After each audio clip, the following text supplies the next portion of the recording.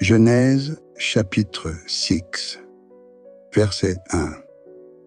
Lorsque les hommes eurent commencé à se multiplier sur la face de la terre, et que des filles leur furent nées, verset 2. Les fils de Dieu virent que les filles des hommes étaient belles, et ils en prirent pour femmes, parmi toutes celles qu'ils choisirent. Verset 3. Alors l'Éternel dit, « Mon esprit ne restera pas à toujours dans l'homme, car l'homme n'est que chair, et ses jours seront de 120 ans. » Verset 4. Les géants étaient sur la terre en ces temps-là, après que les fils de Dieu furent venus vers les filles des hommes, et qu'elles leur eurent donné des enfants. Ce sont ces héros qui furent fameux dans l'Antiquité. Verset 5. L'Éternel vit que la méchanceté des hommes était grande sur la terre, et que toutes les pensées de leur cœur se portaient chaque jour uniquement vers le mal. Verset 6. L'Éternel se repentit d'avoir fait l'homme sur la terre, et il fut affligé en son cœur. Verset 7. Et l'Éternel dit, « J'exterminerai de la face de la terre l'homme que j'ai créé, depuis l'homme jusqu'au bétail, aux reptiles et aux oiseaux du ciel, car je me repense de les avoir faits. » Verset 8. Mais Noé trouva grâce aux yeux de l'Éternel. Verset 9. Voici la postérité de Noé. Noé était un homme juste et intègre dans son temps. Noé marchait avec Dieu. Verset 10. Noé engendra 3 fils, Sem, Cham et Japheth. Verset 11. La terre était corrompue devant Dieu. La terre était pleine de violence. Verset 12.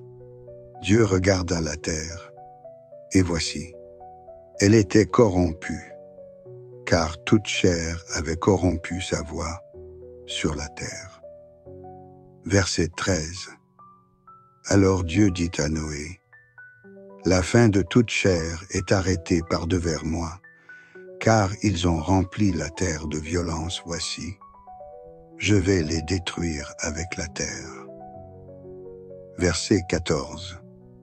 Fais-toi une arche de bois de gopher, tu disposeras cette arche en cellules, et tu l'enduiras de poix en dedans et en dehors. Verset 15. Voici comment tu la feras. L'arche aura 300 coudées de longueur, 50 coudées de largeur et 30 coudées de hauteur. Verset 16. Tu feras à l'arche une fenêtre que tu réduiras à une coudée en haut. Tu établiras une porte sur le côté de l'arche et tu construiras un étage inférieur, un second et un troisième. Verset 17. Et moi, je vais faire venir le déluge d'eau sur la terre pour détruire toute chair ayant souffle de vie sous le ciel. Tout ce qui est sur la terre périra. Verset 18. Mais j'établis mon alliance avec toi, tu entreras dans l'arche, toi et tes fils, ta femme et les femmes de tes fils avec toi. Verset 19.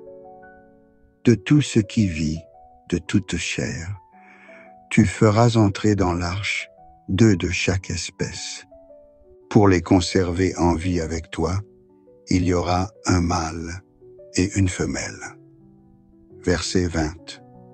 Des oiseaux selon leur espèce, du bétail selon son espèce, et de tous les reptiles de la terre selon leur espèce.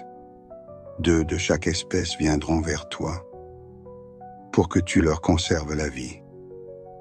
Verset 21.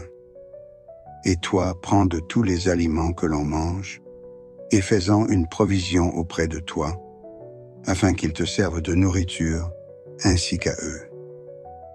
Verset 22. C'est ce que fit Noé, il exécuta tout ce que Dieu lui avait ordonné.